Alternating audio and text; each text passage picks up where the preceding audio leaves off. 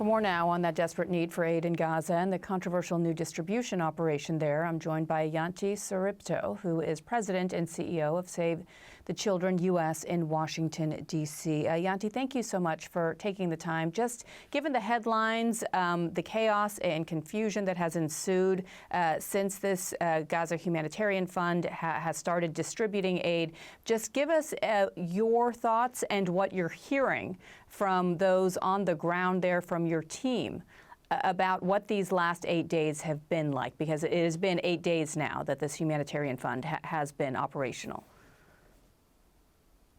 That's right, and let's also remind ourselves that it's been since March 2nd that we haven't seen any supplies come into Gaza at all. So just to get a sense of the level of scarcity and the level of desperation there for the population of Gaza, who are essentially wanting for everything, basic healthcare, clean water, food, baby milk, etc., for well over 80 days now.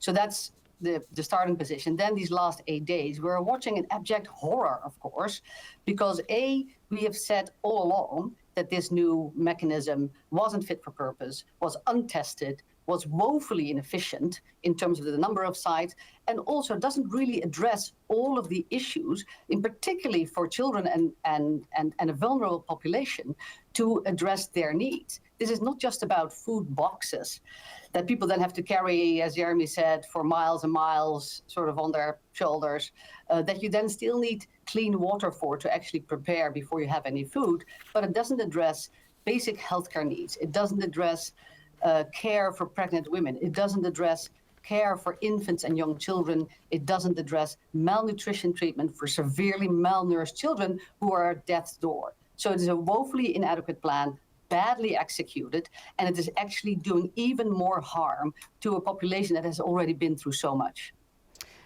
This Gaza Humanitarian Foundation, there's still so much uncertainty about who is running it these days now. It seems almost daily we're hearing new headlines. The founder left, I think, on day one of this distribution, and now the Washington Post is reporting that the Boston Consulting Group, who helped design the operation, has withdrawn from the team as well. I'm just curious because I know there's a lot of distrust between Israel, between this foundation, and the United Nations per se, but did anyone reach out, solicit advice from you, from Save the Children, before launching this operation to get a sense of what this would be like?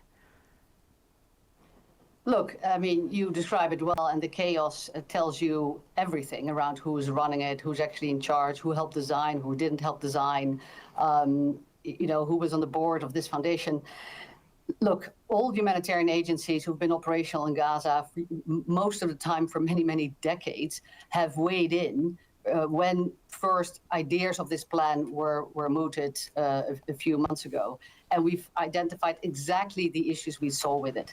It seemed to be a militarization of aid. It seemed to be really risky, additionally risky, for people to actually walk for miles to pick up a box. It doesn't address all the needs that need to be. It doesn't address all the aid supplies, humanitarian assistance that needs to be given to the population in Gaza, and it would be, the whole supply chain and protocols that we asked for, standard operating procedures that we asked for, didn't seem to be in place. So we have weighed in with our concerns. Sometimes we were asked for those concerns, sometimes we gave them proactively, but we've been very clear from the start that we didn't feel that this was a mechanism that would actually deliver quality humanitarian assistance at scale. What are the biggest concerns you have now, specifically as it relates to children? So we see an enormous amount of children being really at risk of literally starvation. The latest numbers there, as we know, for over 80 days, nothing has been able to get in. So there is essentially a one for everything, but we're particularly concerned about very young children starving to death. We are concerned about children being hurt in some of the kinetic activity on the ground. So they need basic health care. They need vaccines and immunization. They need treatment for malnutrition. They need treatment for wounds, for shelling, injuries, etc. Above all, they need the fighting to stop. So we need to go back to the situation that we had before March 2nd, which was a ceasefire. It was giving. All the gates were open. Humanitarian supplies came in, over 500 trucks a day. A mix of commercial and humanitarian supplies were in. We were able to treat people in communities where they were, close to where they were living, and we were able to find kids that needed the most urgent care.